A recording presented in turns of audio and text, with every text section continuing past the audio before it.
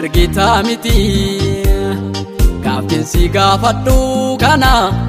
deebisi meeti dhiisan sitti boo'u argita miti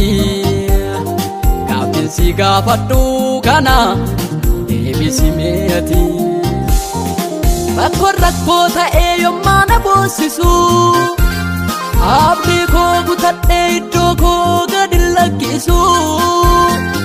iddoo dhaabata koo dhaabadheen si eegaa jira maaloo dafii kottu atu naaf irra rakkoo ta'ee yommaa na boosisu abdii koo kutadhee iddoo koo gadi lakkisu iddoo dhaabata koo dhaabadheen si eegaa jira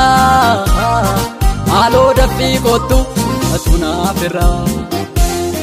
maaloo dafii kottu atu naaf irra maaloo dafii kottu atu naaf irra maaloo dafii kottu atu naaf irra maaloo dafii kottu atu naaf irra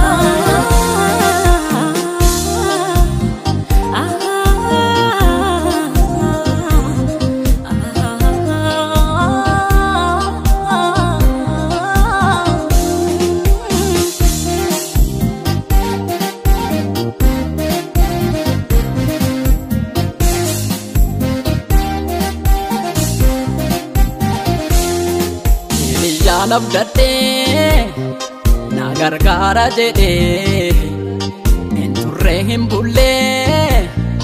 deebi'ee naganee hiriyaa nabdadhee na gargaara jedhee hin turre hin bullee deebi'ee naganee argachuu dhabuu koo madaalee kan nan jaalanne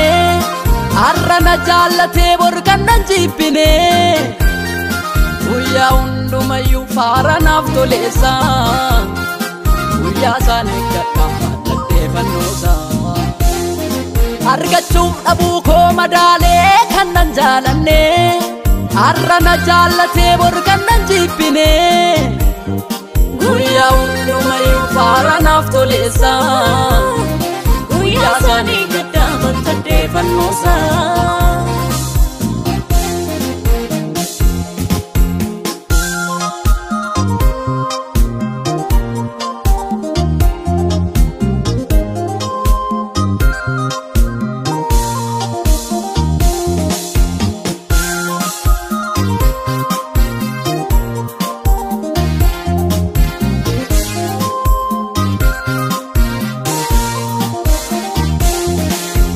Koo kan guyyaa rakkinaa anti koo kan guyyaa muddamaa Yesuus waaqa jaalalaa dhiira koo kan guyyaa rakkinaa anti koo kan guyyaa muddamaa Yesuus waaqa jaalalaa Yesuus waaqa jaalalaa Yesuus waaqa jaalalaa siinan darbee dhufe mana rakkoof laga du'aa sanaa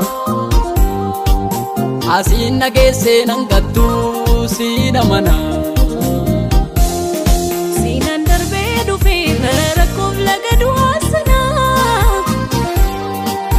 asiin nageessee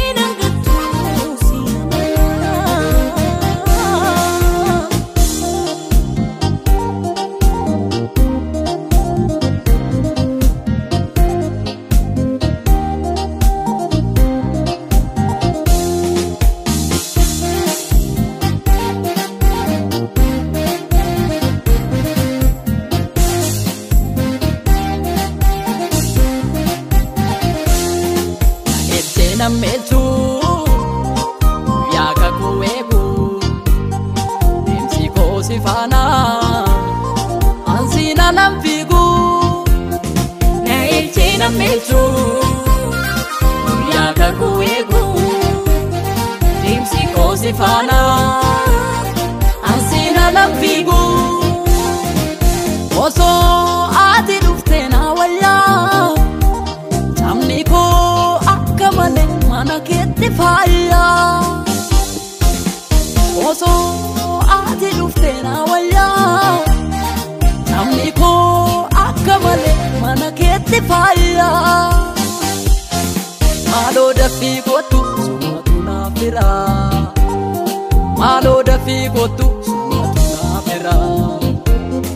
Maaloo dafii kootu sumatu naaf jira Maaloo dafii kootu